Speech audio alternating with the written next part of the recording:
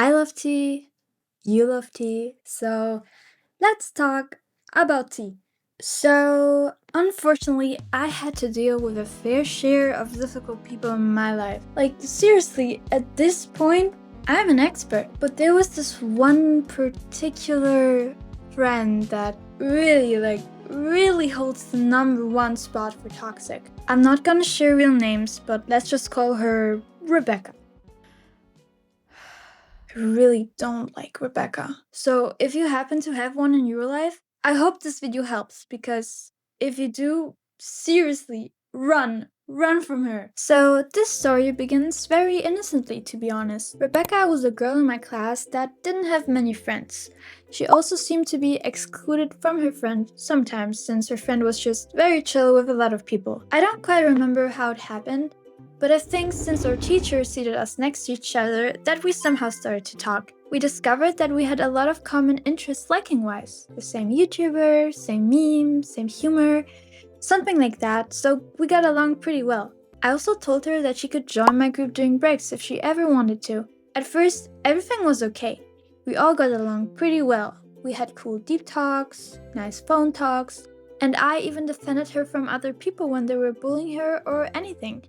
Back then, I didn't realize what I was getting myself into. It all started in 8th grade. At first, she stopped picking up calls, but it honestly wasn't that steep since we saw each other in school anyway. But then it all began. She suddenly acted very off and rude. There's this one story that really rubbed me the wrong way. It was the beginning of 8th grade. During chemistry class, our teacher gave us a box with mysterious content. We were supposed to guess what was in the box through different kinds of experimentations, since the box represented atoms. So we did like falling tests, hearing tests, and more. I personally assumed it was glass, so after finishing, we all wrote our theories down. At the end, the box was slightly damaged and one of the pieces fell out. And it was glass. I thought it was cool that I guessed it. So you guys know when you talk to yourself, if you're happy or anything, and you say something like a yes or something like that? Well, I wrote my answer down the paper. I said something along the lines of, I knew it, but of course, to myself. I want to make it clear that I didn't look at anyone and I wasn't facing anyone's way either. But guess what Rebecca did? For some reason, she took it as an attack, even though she wasn't even sitting beside me. She looked me dead in the eyes and said, you should stop pretending that you're smarter than everyone else. And that was just the start of a terrible era of Rebecca.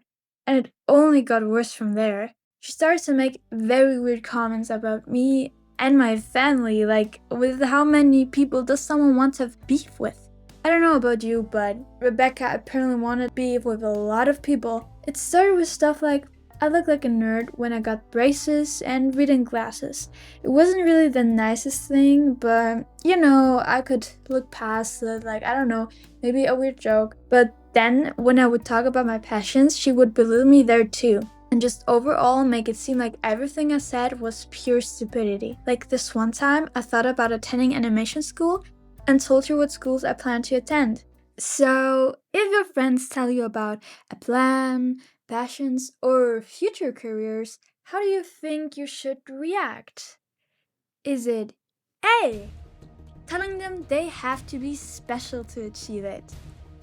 B, saying you should stop thinking that you will achieve everything you set your mind into?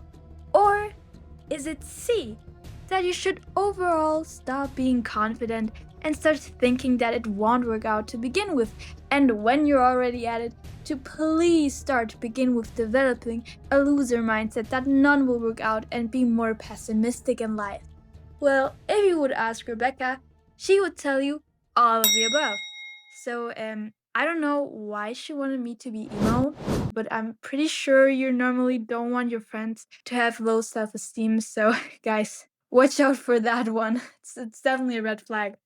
So, when I drew an ugly face on a desk in school and she said that this face reminded her of my mother, you can tell I was just done with it all. I even made a comic about one of those instances. I was so fed up with this girl. In the beginning, I actually tried talking to her, saying that these jokes weren't funny at all and made me feel very uncomfortable. But she just blamed me for not getting her humor and saying that I blame other people instead of myself. Yeah, like it's a pretty big logic gap right there. I mean, it just makes sense just to tell the other person that they're the problem for not getting you instead of like maybe just stopping doing that thing that they literally told you not to do and continue to do that and ignore that completely. So yeah, so sometimes I pretty much just wanted to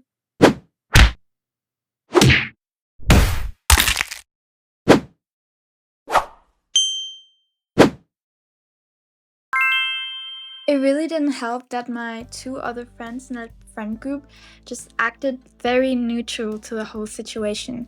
They would just walk away as soon as she did that stuff or say nothing at all.